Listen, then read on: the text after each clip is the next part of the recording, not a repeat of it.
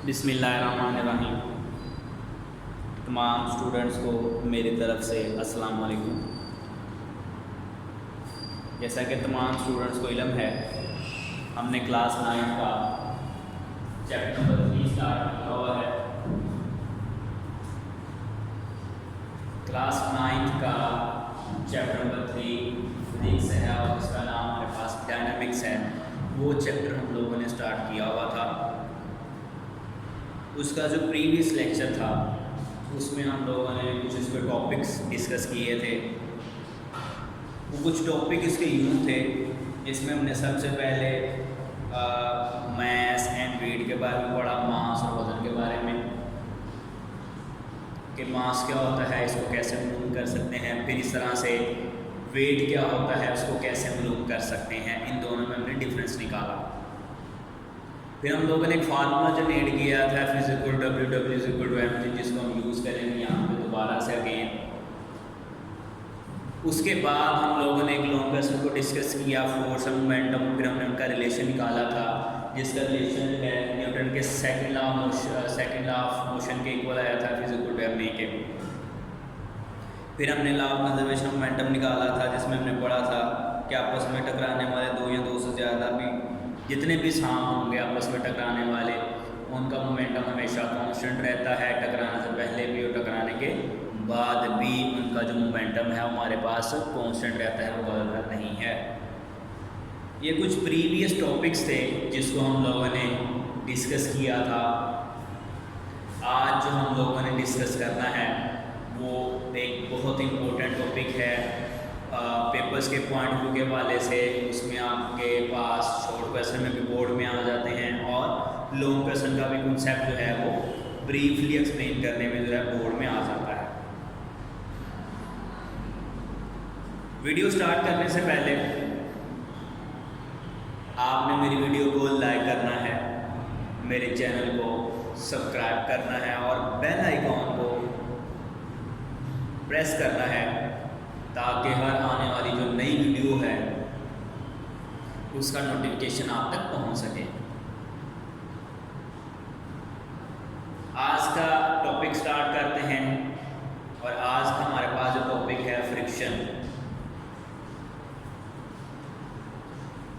सबसे पहले हम देखते हैं कि फ्रिक्शन है क्या।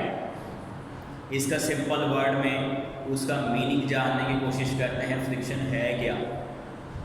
उम्मूमन आपने देखा होगा कि जब बारिश होती है और जो लोहे के दरवाजे हैं उसको जंग लग जाता है, तो जब उसे खोलते हैं तो उसे खोलने में या बंद करने में बड़ी मुश्किल का सामना होता है, हमें दुश्वारी पेश आती है।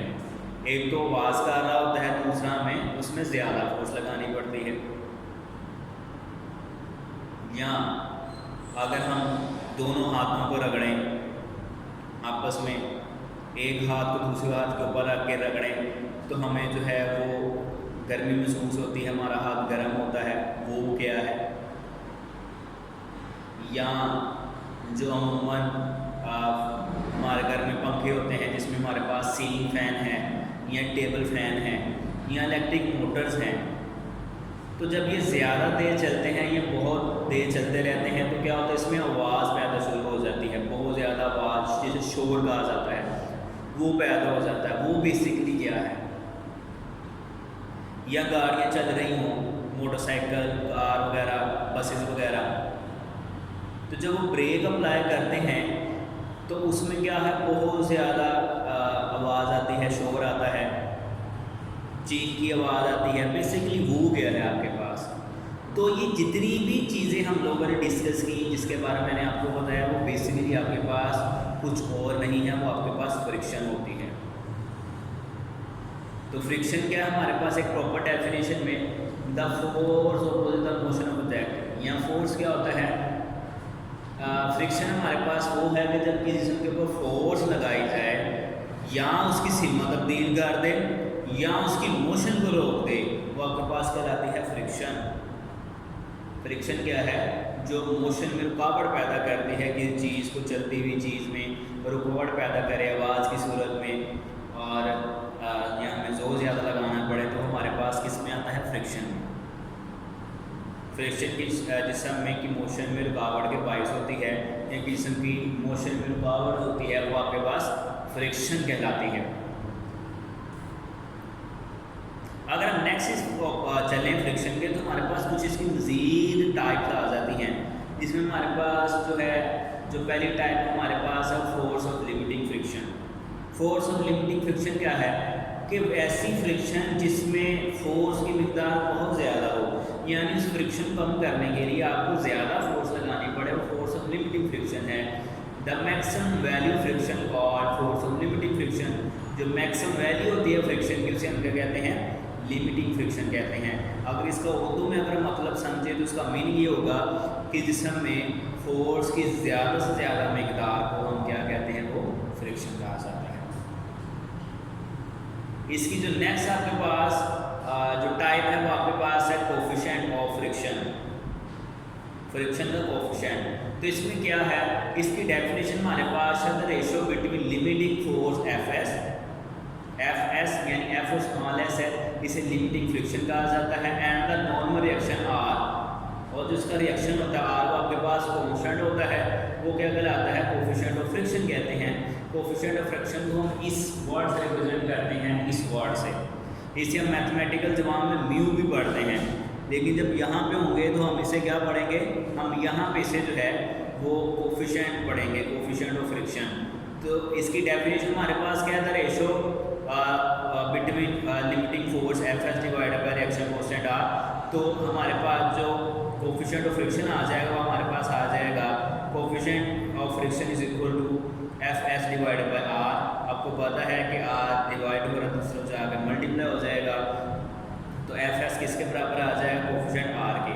हमने जैसे मैंने आपको पहले बताया, और वीडियो स्टार्ट करने से पहले मैंने बताया कि हम ये फार्मूला यूज़ करेंगे, F is equal W, W is equal to M G, यानी एफ जो है उसका ताल्लुक वेट से होता है, वेट जो है दो चीज़ों पे डिपेंडेंट होता है, मास एंड ग्रेविटी पे। इस तरह से जो रिएक्शन है वो भी फोर्स इक्वल है, और वो भी आपके पास दो चीज़ों पे डिपेंड करेगा, एक मास और उसकी ग्रेविटी पे। जब आर की वैल्यू पर अप्लाई करेंगे तो लिमिटिंग फोर्स की जो वैल्यू आपके पास आ जाएगी, वो आ जाएगी कोफिशिएंट फ्रिक्शन एम जी, या F S equal to mu M G. ये जो उल्टा लिखा हुआ यू, या ये आपके पास इसे म्यू पढ़ने हैं, या कोफिशिएंट ऑफ फ्रिक्शन कहा जाता है। इसी तरह से आपके पास है रोलिंग ऑफ फ्रिक्शन। अब रोलिंग ऑफ फ्रिक्शन क्या है, अब रोलिंग ऑफ फ्रिक्शन भी बेसिकली फ्रिक्शन की ही एक टाइप है। रोलिंग का मतलब होता है गोल गोल घूमना, जिसम का रोल करना, उसे हम रोलिंग फ्रिक्शन कहते हैं। अगर इसकी डेफिनेशन हम देखा जाए तो हमारे पास की डेफिनेशन कुछ यूँ है, the force of friction between a rolling body and a surface over which it rolls, यानी वो जिसम जो रोल करता है और जिस जिसम के ऊपर करता है, वो हमारे पास रोलिंग फ्रिक्शन जैसे साथ वाले डायग्राम में है।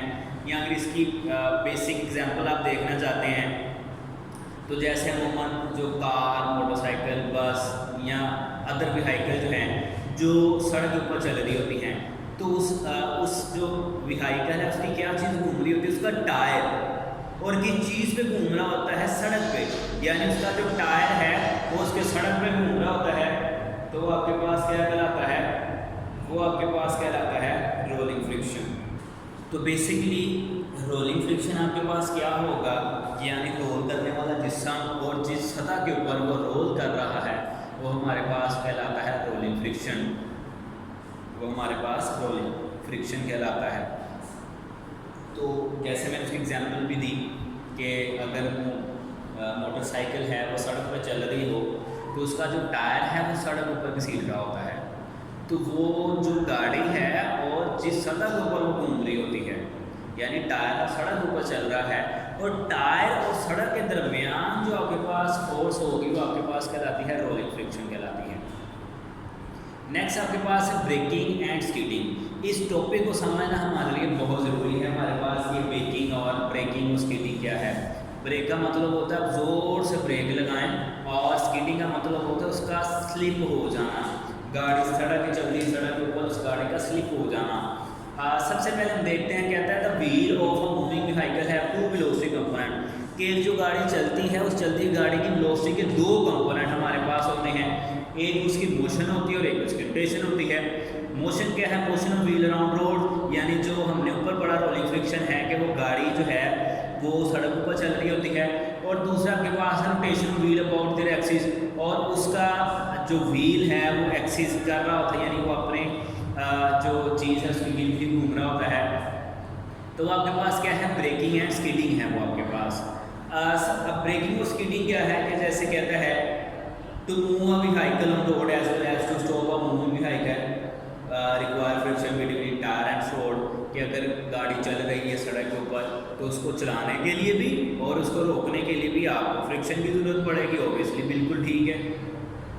For example if the road is slippery और tyre are worn out then the tyre instead of rolling slip over the road, कि अगर आपके पास सड़क गीली है और आपके टायर भी खराब है, इनके ऊपर थ्रेडिंग खत्म हो गई है, चल चल के घिस घिस के उसकी थ्रेडिंग खत्म हो गई है, तो कहता फिर वो क्या करता है, वो बजाय जिसमें रोल करने के वो स्किप करता है, स्लिप हो जाता है, फिसल जाता है। The vehicle will not move if the wheels start slipping at the same point on the slippery road। अगर तो टायर स्लिपिंग ज़्यादा हो गई है तो फिर टायर आगे मूव नहीं करेंगे, टायर अपनी उसी सतह पर रहते हुए क्या करेंगे, वो उसी जगह पर रहते हुए वो क्या करेंगे, वो आपके पास उसी जगह पर रहते हुए वो स्लिप होते जाएंगे, मूव करते जाएंगे। Thus far the wheels to roll the force of friction between the tire and the road must be enough that prevent from slipping। तो कहता है अगर आपने अपनी गाड़ी को स्लिपिंग से बचाना है तो फ्रिक्शन होनी बहुत ज़रूरी है। गाड़ी के दरमियान और सड़क के दरमियान फ्रिक्शन नहीं होगी तो आपकी गाड़ी नहीं चल सकती, तो आप स्किड कर जाएंगे, स्लिप हो जाएंगे। Similarly, to stop a car quickly, a large force friction between the tire and the road is needed। अगर आपने चलती हुई कार को रोकना है तो आपको बहुत ज़्यादा फोर्स की ज़रूरत होती है। But there is a little to this force of friction that tire can provide if the brake are applied too strongly। अगर आप ब्रेक जो बहुत जल्दी लगा दें या बहुत ज़ोर से लगाएं और जो सड़क है वो आपके पास वो गीली हो, then उसके बाद क्या होगा, the wheels of the car will look up, stop turning and the car will skid due to its large momentum। गाड़ी जो है वो बजाय आगे जाने के गाड़ी जो है वो स्लिप हो जाती है। It will lose its direction control that may result in a direction accident। कि अगर तो ऐसा हो जाता है तो फिर आपकी गाड़ी पूरी डायरेक्शन चेंज कर सकती है। इसी तरह से हमारे पास सड़क जो है वो गीली है, ये तो कार की एग्जांपल थी, व्हीकल की एग्जांपल थी। अगर हमारे पास जो सड़क है वो गीली है तो एक इंसान जो है वो भी उस सड़क के ऊपर दौड़ नहीं सकता है, उस सड़क के ऊपर उसको चलने में दुश्वारी होती है। उसकी रीज़न ये होती है क्योंकि फ्रिक्शन हमारे पास वहाँ पे बहुत ही मिनिमम होती है या बहुत ही कम होती है वहाँ पे फ्रिक्शन। तो ऐसा कोई शख्स जो सड़क के ऊपर, गीली सड़क के ऊपर दौड़ने की कोशिश करता है बहुत ज़्यादा फोर्स के साथ, तो वो हादसे का दुचार हो सकता है, हादसे से दुचार हो सकता है, उसका एक्सीडेंट हो सकता है जो उसके लिए ख़तरनाक है। नेक्स्ट जो आपके पास बहुत इंपॉर्टेंट टॉपिक है वो आपके पास है एडवांटेज एंड डिसएडवांटेज, यानी आपके पास फ़ायदे भी हैं और नुकसान भी हैं। हर चीज़ आपके पास एक फ़ायदा भी रखती है, नुकसान भी रखती है। इसी तरह से हमारे पास एडवांटेज भी हैं और कुछ डिसएडवांटेज हैं फ्रिक्शन की, यानी फ्रिक्शन हमें फ़ायदा भी देती है और हमें नुकसान भी देती है। सबसे पहले हम डिस्कस करें कि हमारे पास एडवांटेज हैं, यानी ये फ़ायदे हमने लिखे हुए हैं। अब हमारे पास कुछ फ़ायदे कुछ यूँ हैं कि sometimes friction is most desirable, कि कभी कभार हमें फ्रिक्शन की बहुत ज़्यादा ज़रूरत होती है। We can not write if there is no friction between paper and pencil. We can't write, हम लिख नहीं सकते अगर कागज और पेंसिल के दरमियान फ्रिक्शन नहीं होगी। तो फ्रिक्शन हमें लिखने में मदद देती है। नेक्स्ट आपके पास friction enable us to walk on the ground for wall है। दूसरा एडवांटेज है फ्रिक्स जो है वो हमें क्या करती है, वो हमें चलने में मदद देती है ज़मीन के ऊपर। We cannot run on a slippery ground. A slippery ground offers very little friction. Hence, anybody who tries to run on a slippery ground may meet an accident. Similarly, if it is dangerous to apply brakes with full force to stop a fast-moving vehicle on slippery roads, के अगर सड़क गीली हो तो उस सूरत में भी आप उसके ऊपर भाग नहीं सकते। दूसरा आपके पास जो हमने पीछे पढ़ा था वो यहाँ पे भी उसके एडवांटेज में है कि अगर सड़क बहुत ज़्यादा गीली है तो आप गाड़ी क्या या कार की ब्रेक बहुत ज़ोर से ना लगाएं, क्योंकि उस सूरत में गाड़ी जो है वो स्लिप हो सकती है और आप हादसे से दो चार हो सकते हैं। जो थर्ड उसका जो बेनिफिट आपके पास जो फ़ायदा है, birds can could not fly if there is vast no air resistance, परिंदे उड़ नहीं सकते अगर इनके दरमियान रुकावट ना हो, फ्रिक्शन ना हो। Direction of pushes air enable the birds to fly, परिंदे क्या करते हैं जैसे उड़ते हैं तो वो अपने परों को पीछे की तरफ, हवा जो है वो पीछे की तरफ धकेलते हैं और वो जो हवा है हमें पुश करती है आगे तरफ। जैसे आपने एक रॉकेट चलता हुआ देखा होगा, तो रॉकेट से क्या होता है, इसकी जो गर्म गैसेज होती हैं वो निकलती हैं नीचे से, लेकिन रॉकेट जो है वो अपवर्ड जाता है। उसकी रीज़न यही है, उसकी रीज़न बेसिकली यही है कि आपके पास वो बेतहा मोमेंटम से आप डाउनवर्ड जाते हैं, लेकिन जो है उसको अपवर्ड मूव करवाता है। इसी तरह से हमारे पास कुछ उसके डिसएडवांटेज हैं। वो डिसएडवांटेज हमारे पास कुछ यूँ हैं, friction is undesirable when moving at high speed because it opposes the motion and thus limits the speed of moving object. जो हमने पढ़ा पीछे, फिर दोबारा से उसके डिसएडवांटेज में है कि अगर आप बहुत ज़ोर से ब्रेक लगाते हैं या फोर्स लगाते हैं तो वो आपकी गाड़ी की सिमत को तब्दील कर सकता है, ये उसका एक डिसएडवांटेज है, नुकसान है। दूसरा, most of useful energy is lost as heat energy sound due to friction between various moving part of machine, कि अगर मशीन में फ्रिक्शन है तो हमारी जो ज़्यादातर एनर्जी है वो लॉस हो जाती है।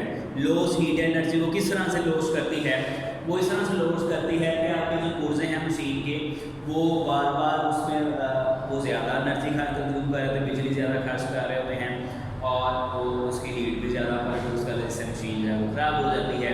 वेयर एंड टियर कॉसेज, यानी अगर उसकी मशीन में बहुत देर तक उनके जो पुर्जे हैं वो घिसते हैं तो वो क्या होता है, वो मशीन के टूटने की वजह, यानी मशीन के जो पुर्जे हैं अगर उनमें फ्रिक्शन हो तो वो क्या कर सकते हैं, वो फ्रिक्शन उनके पुर्जों को तोड़ सकते हैं, उनके पुर्जों को डैमेज कर सकती है, जिससे मशीन जो है वो मुकम्मल तौर पर काम करना बंद कर सकती है।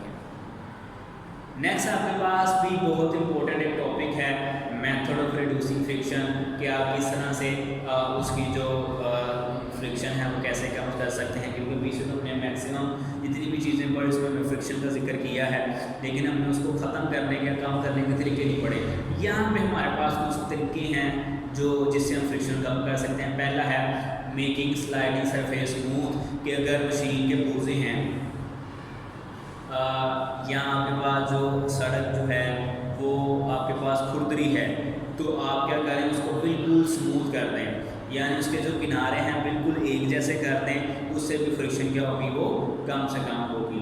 दूसरा है मेकिंग स्ट्रीमलाइन शेप, कि आपके पास बहुत ज़्यादा जो हैवी चीज़ें हैं, यानी अगर आप हैवी चीज़ों को ज़्यादा स्पीड से मूव करवाना चाहते हैं, जैसे आपने एरोप्लेन देखे होंगे, उनकी जो शेप है वो स्ट्रीमलाइन होती है, सुई की तरह होती है, आगे से नोकदार होती है।